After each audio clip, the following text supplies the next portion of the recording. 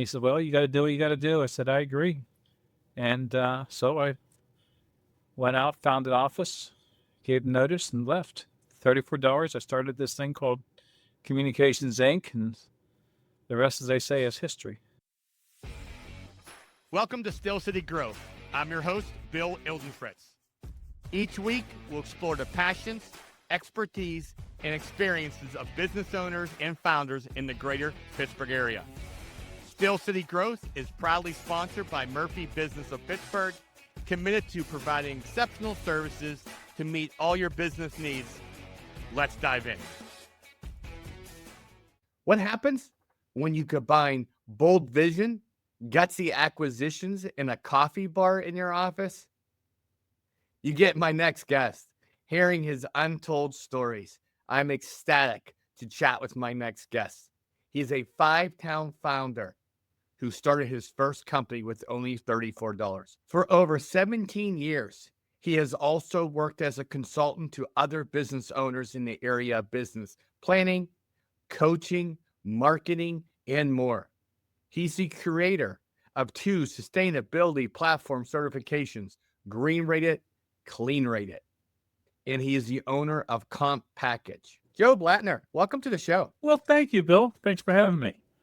It is truly an honor to have you. Like, as I was growing up, your name and your partner's name were just like iconic in Pittsburgh. So very impressive young man, for sure. I feel very fortunate. I really do. Really do. Yes, very nice. Very nice. So let me ask you this question. Is it true that you start your first company with $34? Yes, it's actually very true. I was 19 years old. I was working at a printing shop as a salesman, and he told me to start punching a clock after I'd been with them a year and a half or whatever the hell it was. And I said, I told you I wouldn't do that. And he said, no, you have to do it. Everyone has to do it. And I said, I told you I'm going to do that. And he said, but you have to. I said, I told you I can't do that. And he said, well, you got to do what you got to do. I said, I agree. And so I went out, found an office, gave notice, and left. $34. I started this thing called Communications Inc., and the rest, as they say, is history. Very, very impressive. That's for sure. I was chatting with somebody on a different podcast, and a lot of people say, hey, make sure you're well-funded. I'm not quite sure $34 is well-funded, but look at you years later. You know, well-funded is true. It's true, but most people, it's like a lot of things in life. When you have a big desk, you fill your big desk with stuff. If you have a small desk, you fill your small desk with stuff. Big houses, big lockers, big checkbooks. People tend to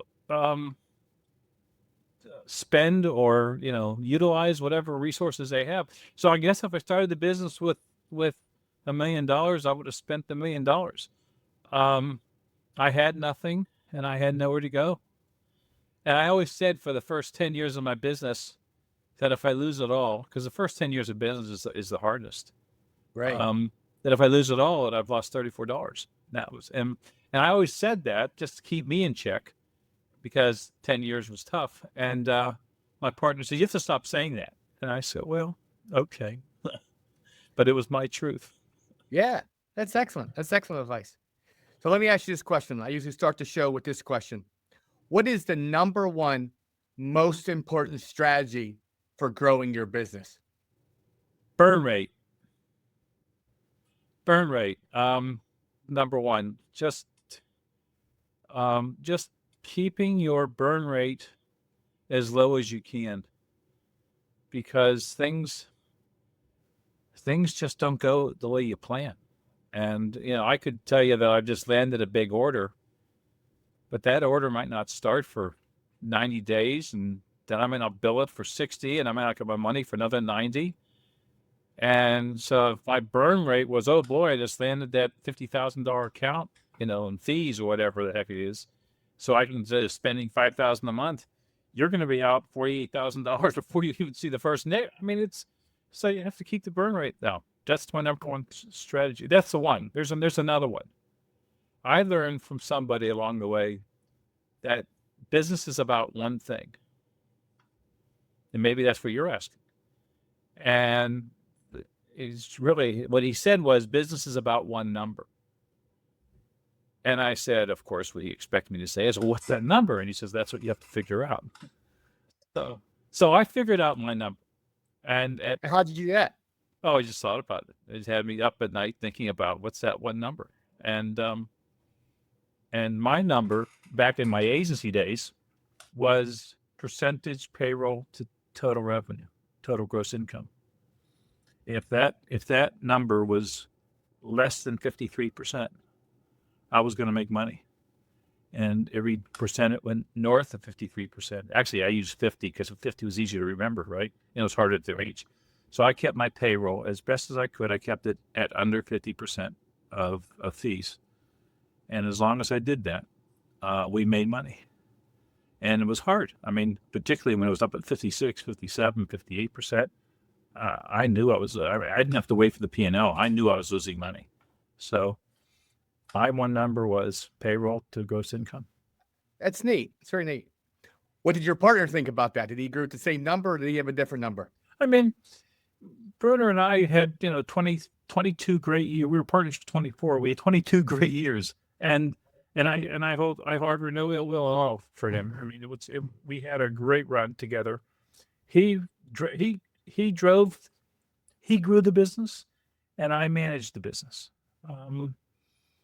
So, and when times are good, I got out of his way, and when times are bad, I said, step aside. I had a good stomach for handling hard times, because it's hard when things, you're running a multi-million-dollar business and you're losing lots and lots of money.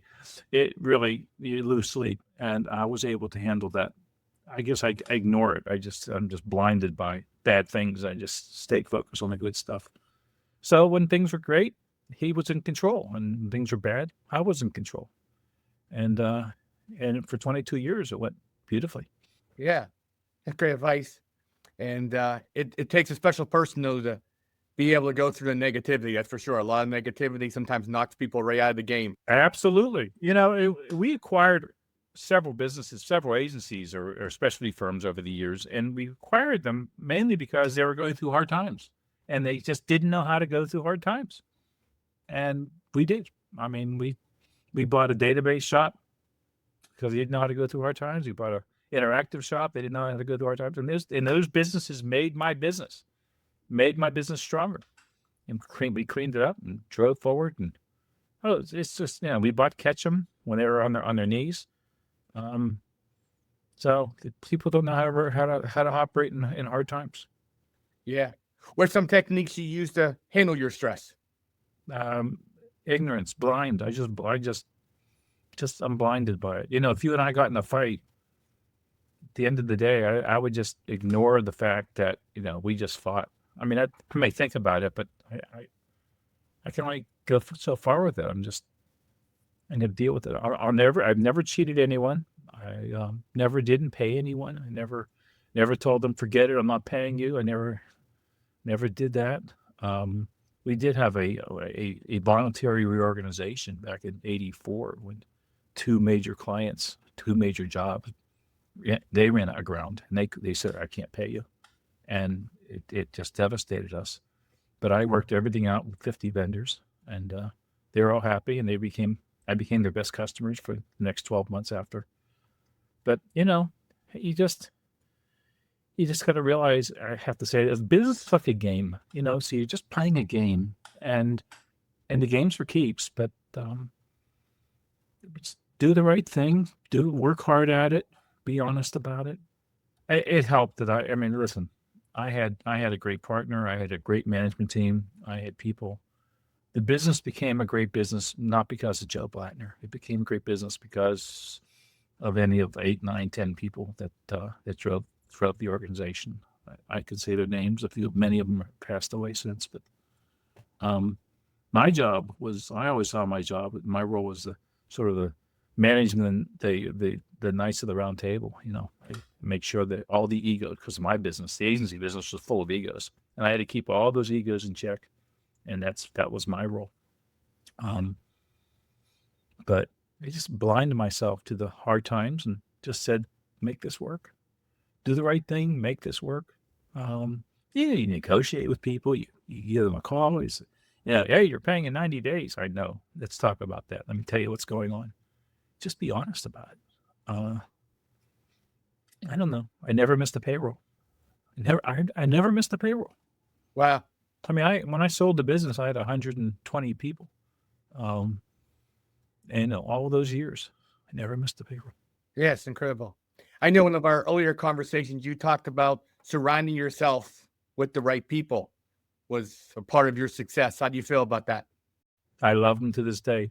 I'm very proud today to say that 6 of the top 10 agencies in Pittsburgh are, 5 of them are Blattner Brunner alums, leadership alums, and one of them was a client who I consulted for many years ago after I sold the agency. So six of the top 10 have Blattner Brunner influence. That to me is rewarding because it says I chose well. And there's some other folks who, little single operators out there who are past alum. I looked, I don't know how many people were with us over the years. I always say about 1,000, but maybe it was only 800. I have no idea, but I harbor no ill will for 797. I don't know. Yes. Well, we talked about this also, though. You gave credit to them, but I think it's incredible. I've been in management for a long time. It takes that leader to put that whole, as you said, game together and make that game move forward. So that does go back to you. You are a very talented man as well. Truth be known, if you listen to what I said at the beginning of this conversation, I started this business when I was 19 years old. So that means what? I started out of high school. I didn't go to college. I was not a media buyer. I was not an artist. I was not a writer. And I ended up at this thing called an advertising agency. Who the hell am I to be in an advertising agency? I have no qualifications. So if I didn't surround myself with people who understood all the functions and facets of the business, I wasn't in business. So I relied on these people to be expert. And they knew it and they loved it because they came to my business. I'll show you how it's done, Joe. And I'd say, go for it. Now, was I a smart enough guy to realize, no, I don't agree with you, Bobby? Yeah. But for the most part, I hired smart people with good credentials and treated them fairly and honestly and positively. And they gave it back to me that way. I'm friends with them to this day. So That's excellent. That's excellent for sure.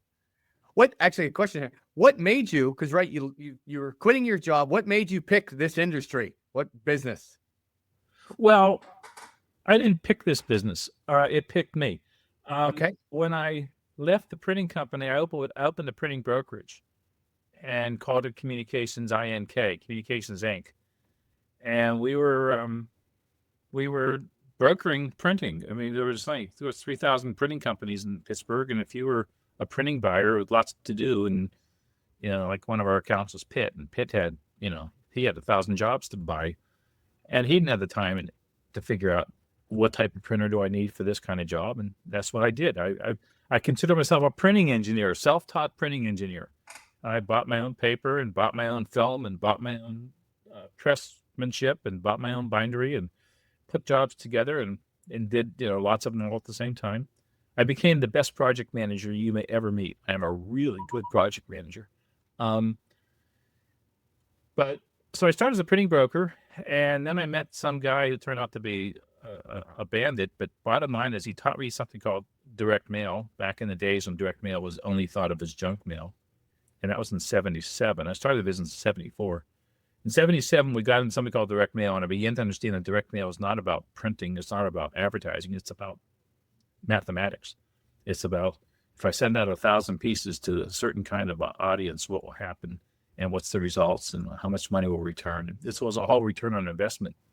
And so I became early on one of the earliest experts in direct mail in Pittsburgh, back when nobody understood it. And I believed that direct mail was the way to get business to business. I believed it was a great business to business medium. And so did my customers. And then we brought on some interns from colleges in the area, and one had media interests and one had PR interests. and they started our media department and our PR department, and then the media department became our marketing department. Katie Bicknell was, a rock star for our organization way past after I sold the business. We're still friends today. I just called her the other day. But so we started taking on different kinds of practices, rolling out of from collateral printing to direct mail to advertising and media to PR to well, as it turned out, we ended up building about 23 different areas of expertise. And sometime in the late 80s, actually in 84, we decided to stop marking up and start selling our time instead of marking it up. And that was a change. That was technically the change when we became an agency in 84. And then we changed our name in 89 from Communications Inc. to Blattner Bruner because my partner believed that the name was hurting us. And we said our own names on it, not for ego purposes, but research ended up telling us he was right. So we changed our name, and we were one of the earliest agencies not charging commissions, not charging markups, but just charging for professional time. And we had all of these areas of practice. We had 23 areas of practice, 18 early on, 23 as it grew. No agency had that many areas. Most agencies did media, creative, account management, account planning, and maybe collateral. I mean, they did 5 things. We did 23 things. Wow. And we began to call that killer advertising. And so the concept that we provided killer advertising from the killer bees, which became a mantra, became a billboard, became boom. it just never stopped. And people would say, well, what is killer advertising? And we'd say, well, let's explain it. And we said it in the 23 practices. And what happened was only large clients could afford to look at which of the 23 practices interested them. And so we ended up only landing big accounts because big accounts said, hey, this is good. We did some research. We did a lot of research. And one of the pieces of research said that 47% of the large $1 million plus clients wanted the agency to integrate all the practice areas. The 53% wanted to control that. We went after the 47%. And we landed the clients left and right. And if you remember those days when we said Blattner landed this and Blattner landed that, which, by the way, Blattner didn't land any of them. Bruner landed them, but because it was called Blattner Bruner, Blattner landed this and Blattner landed that. And my wife was saying, keep your head on your neck and not up your ass. But bottom line was, it was a good time. It was a good time. Yeah. So let me ask you this. Your studio at Gateway Center has been called Times Square. Coffee bars, couches, privacy pods. How that environment impact your creativity and culture, and who started that? Yeah, it was one of the few. I could pinpoint, less than 5 things that I did, because everything in my business life we did, but there was a few things that I did. One of them was creating open space that was fun to be in. And I created these fun spaces, and I spent a lot of capital to do it. But I figured out how to do that. And people loved it, and they just loved coming to work. And so and because we were an early adopter to the internet, we were also an early adopter so that people could play games over the internet. So they would work from 8 to 5 or 6 or 7 and then play from 7 to 10. My office was open 18 hours a day with youngsters just staying and playing and enjoying the environment. And we had all this food there, and you could live in our place. And so people lived in our place. And so you didn't come to work, you came to play. You played during the day by work, and we had productivity results, and, we helped people become productive. But when they worked hard, they worked hard. When they played hard, we supported it. It was okay. And so we created what became known as the best place to work. And because we had these open spaces and these great meeting spaces and all the technology driving in these spaces, clients came there. They found that they were happier coming to our place to do their work with their agency versus their account man or person who went to the client. So now what happens is the client comes to our place and we're talking to the account person that may be in there, or maybe there's one other writer in there or something with the client. And we start talking about what about? And the client says, well, maybe. And so 1 second. And we bring in Carol, bring in Bob, bring in Jim, bring in Ed.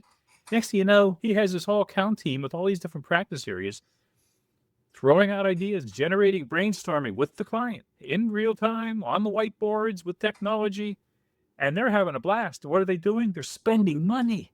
They're spending money, hours upon hours upon hours. And that's how we built the business. So that fun place, that was designed to create so much energy that the clients would get sucked up in it and loved it. And they should have. It was just a good environment. So Yeah, no, it makes perfect sense. Which kind of leads me, obviously, COVID made people leave the workplace. But how do you think like hybrid workplaces now will change that modern, concept? I sold the business 23 years ago. COVID happened 3 years ago. Um, I told I told my real estate client when I was during my consulting years after I left the agency that because he was heavily invested in a lot of real estate, owning it, and I said, real estate's going to go backwards. No, not commercial. I said, yeah, it is. Why would you say that? You're an idiot. I said, no, because it can. Because technology is going to redefine place. I'm sorry to say I was right. Yeah. How about this? Looking back, what's a move you made at your firm you wish you could revisit or do differently, if anything? Well, I will tell you this. I never learned from my successes. I only learned from my mistakes and my failures. So you're asking me which of my failures and mistakes would I take away? You're asking me which of my events in life would I not want to learn from? I'm very honestly, I mean, I remember the reorganization. Boy, it was great. When everyone says, "Oh my God, what are you going to do?" and I said, "Sit down, I'll take care of it." And I did. I don't know. My greatest tragedies in life. I mean, even my partner and I splitting. I knew 5, 6, 7 years prior to that happening. We decided, he was great. Michael was a very talented man, still is, and I knew at some point he'd want to own what I own. I know he wanted my seat. My job was to keep him interested and engaged for as long as I could, and I did for 22 or 24 years together. And then he became my buyer, and I have no qualms. I don't. It's hard to sell an agency. When you sell a personal services business like an agency, they're hard to sell. I sold mine for one of the highest ratios of any agency in Pittsburgh because I had a controlled environment to sell to, and he paid me every nickel. And here I am 23 years later. I'm living the life of Oz. I have nothing to complain about. I always tell people if I die and come back, or I come back as Joe Blattner, I really have nothing to complain about. That's good. That's good. What do you think the current business owners may overlook now about culture or creativity? Culture, nothing. I think they all realize culture is critical. I don't think any business owner in his right mind would think that to be damned with the employee, it doesn't matter. Right? I couldn't imagine, and if they do, they won't be around long. Creativity, I think a lot of people don't understand creativity. I didn't understand creativity. Remember, I'm not a creative guy, but I've come to learn just how important, how critical it is.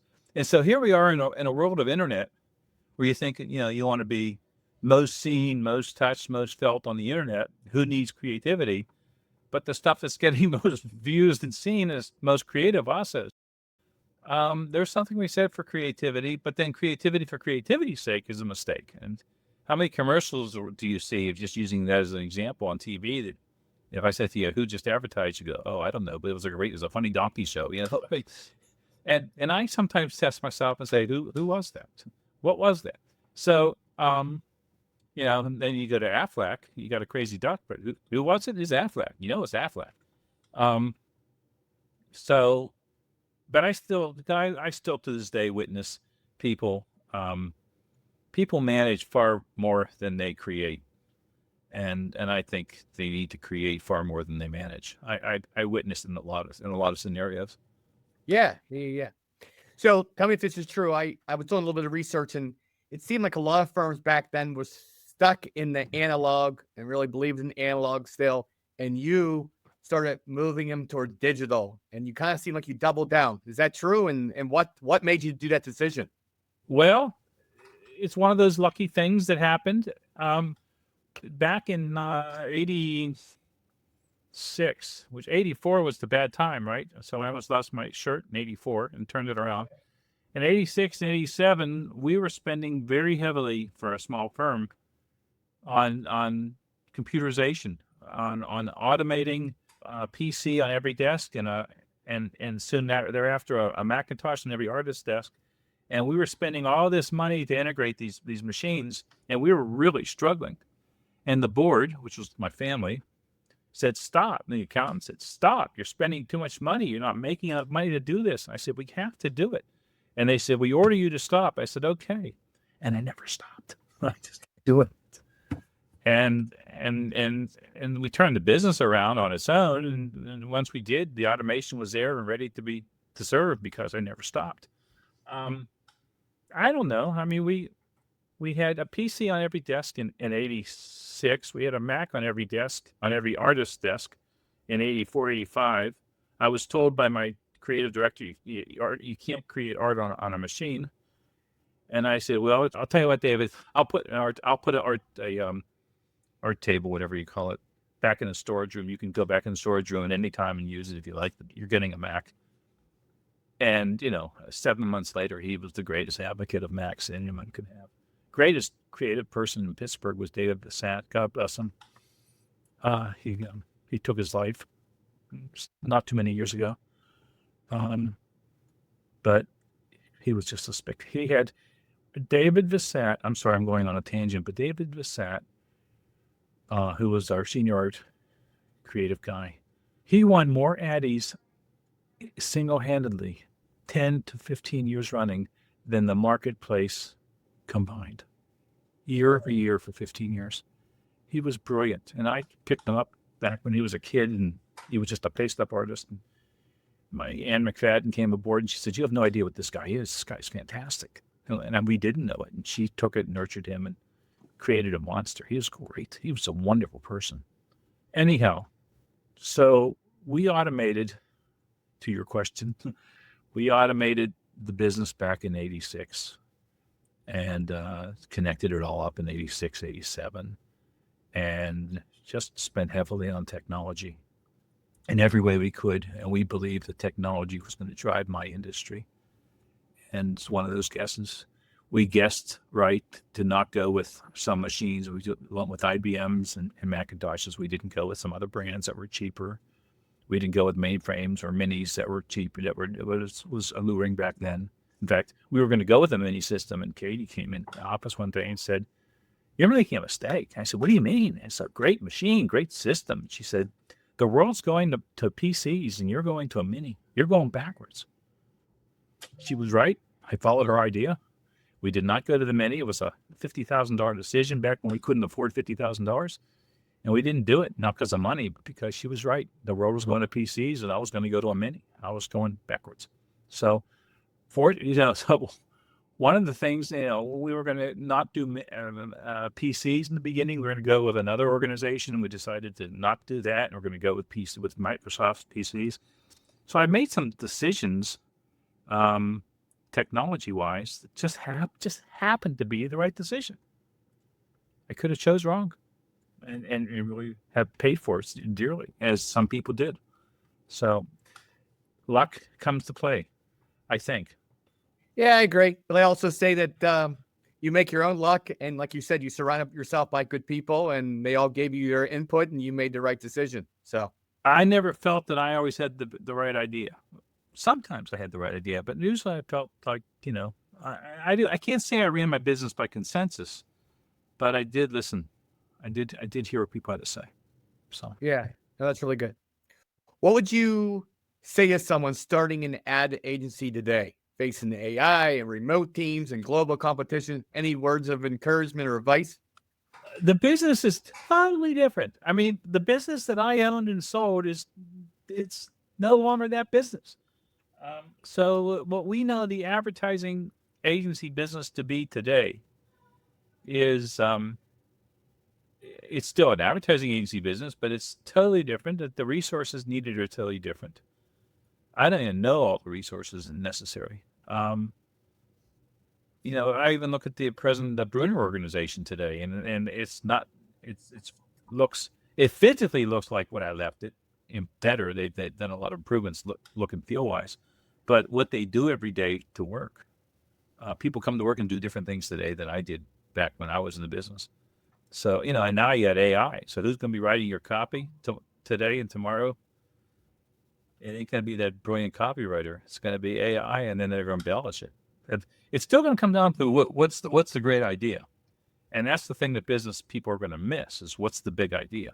AI is going to tell you what somebody else has done. You got to figure out what are you going to do to be different. Is there? I mean, I don't know. I listen. Ned's show and chemistry seem to be doing a great kick-ass job. I guess says his press. He's doing everything right that we were doing when we were building, and I see the playbook he's operating on, and I won't take credit for it, but I'm taking credit for it. I got his playbook. He's doing the right stuff, and Ned and Ned wasn't a believer in integrated marketing. He believed advertising was everything, and everything else was bullcrap. Now look at him; he's doing exactly what we did. I'm sure I had nothing to do with that. You know, it's hard when people tell me that their daughter or son's going into the ad business. Do I know of an advertising agency like to hire them? And I say, did they think about going into finance? I mean, it's hard to make a living. The average wage in advertising, I don't even know what it is today, but I should know it. I don't. But there's so many other fields that are a lot more encouraging. Yeah, I agree. Well, the first half of the show we learned from you. I'd like to now switch maybe learn a little bit about you. So tell me, first of all, over the next couple of years, what do you see? What have you been up to, and what do you see your next couple of years of future being like? Well, my next couple of years are behind me. I've spent 23 years doing my next couple of years, and I've had having a lot of fun doing it. I have invented and launched 3 SaaS enterprises over the last 23 years. They are COMPackage.com, which is a total compensation statement platform online, a SaaS business, software as a service, SaaS, and then that came as an outcome of me selling the business and thinking about what I wanted to be when I grew up. And then I launched something called Class G that later became greenrated.org. And greenrated is a sustainability checklist management process for companies who want to be running their facilities in a sustainable way. And then because of COVID, we went into emergency mode and launched cleanrated.org for business owners who want to operate a clean, healthy environment workplace because of COVID. I'm on the back end of those industries now, and I enjoy COMPackage a lot. But if one of your listeners would like to buy an interesting SaaS enterprise, they're all for sale. I'm 71 years old. I've had a great run. I've loved every minute of it. I still enjoy it. But I figure, God willing, if I can sell them, someone may want me around for a year or 3, and I still have the year or 3 to give them today that I won't have 5 years from now. But that's what I've been doing, and there's reasons behind it. So you go back to what I told you in the very beginning about burn rate and technology. The businesses I'm in today all came with the lessons that I've learned back in the earlier days. Yeah, so I was going to ask you, what made you kind of pivot? Obviously, you sold your company, but what made you pivot into SaaS businesses? It's a funny story. I belong to YPO, Young Presidents Organization, great organization for people who qualify, and I qualified. And my forum, which is a group of 10 business owners like me, none of them in the ad business, we meet every month, and everyone talks about personal stuff and whatever they want to talk about. There's a structure behind it.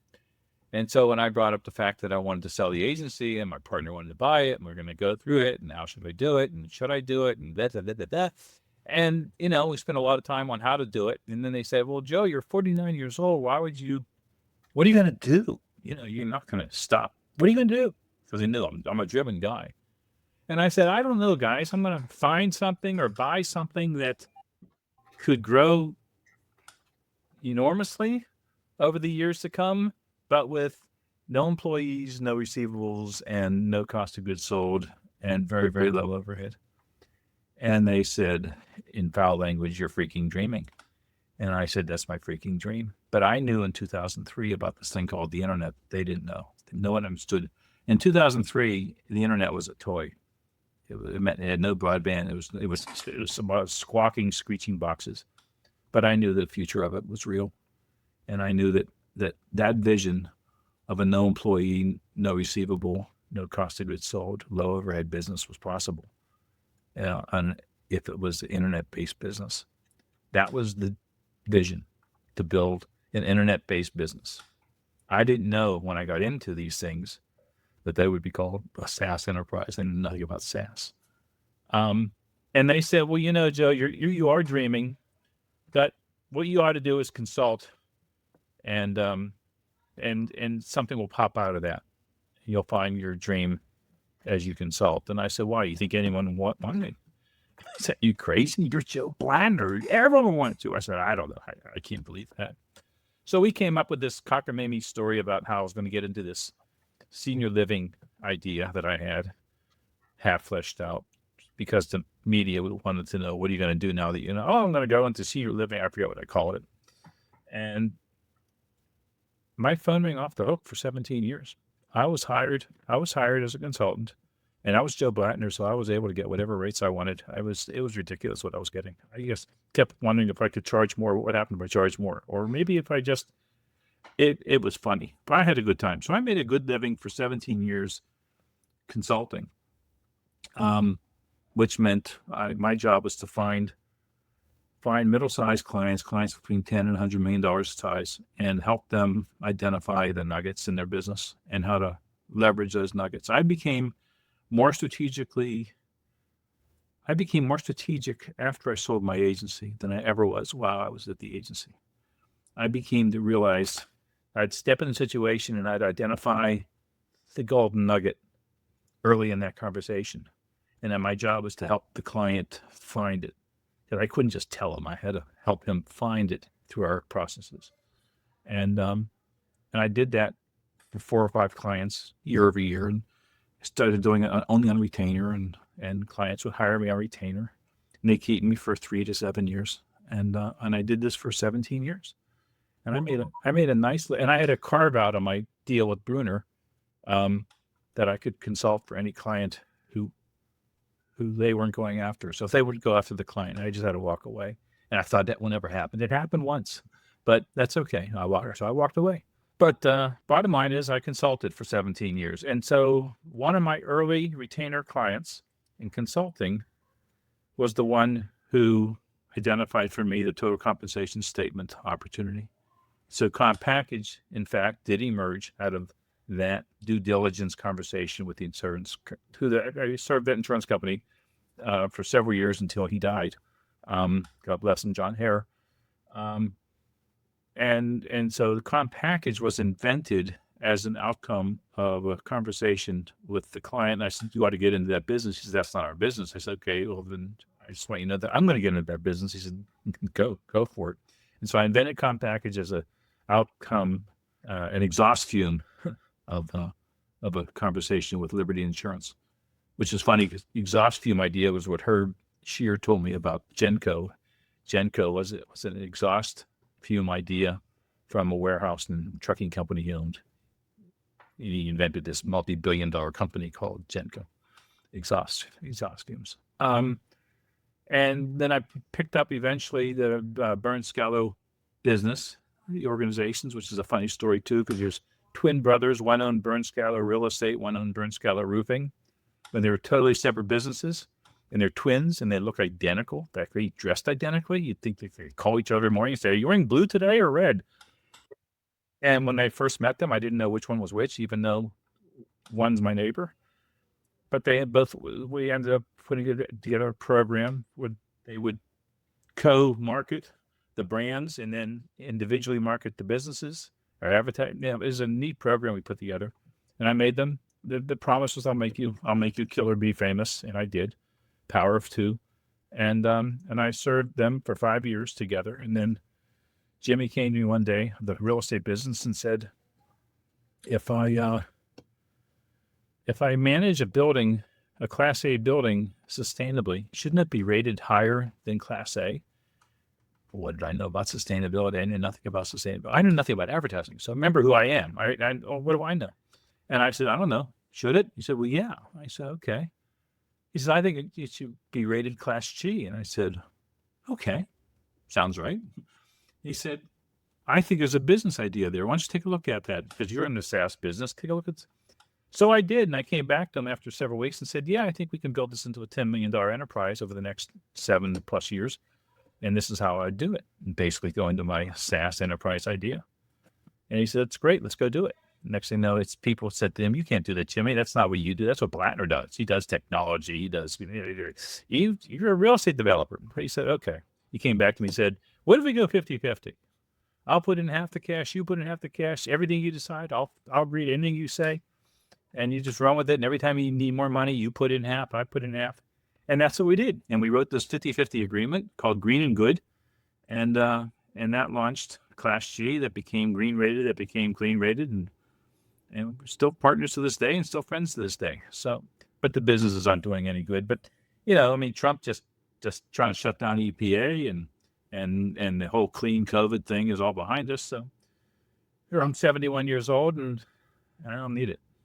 You mentioned it might be for sale, 3 businesses. What would be like an ideal buyer, you think? Several. One ideal buyer, and I've talked to a few, and they are interested, are people who own SaaS businesses. There's one guy who owns like 17 SaaS businesses, and to buy a bundle purchase to buy 3 more to put in and to plug him into his process because he already has. He has the SEO people, he has technology people, he has the marketing people. He has all these people in his cadre, and he just plugs businesses into them. So that'd be a great buyer. Another one would be, I believe, a national bank like a Wells Fargo or PNC could buy a COMPackage and turn that into a multi-million-dollar business overnight just by plugging it into their customer base. I just don't have the contacts at banks to do that. And then the green-rated business.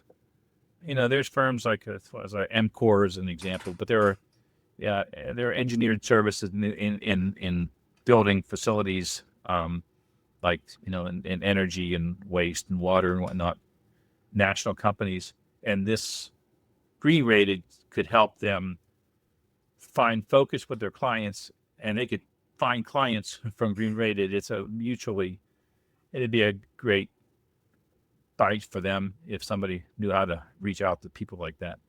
And I'd just throw clean rated in because it'd go along for the ride. But so that's how I think. Yeah, maybe someone will buy it, maybe they won't, and who knows. But yeah, I hope a year from now that I'm not in business. That's my hope. Yeah. Let me ask you this. Take me back in time, little Joe.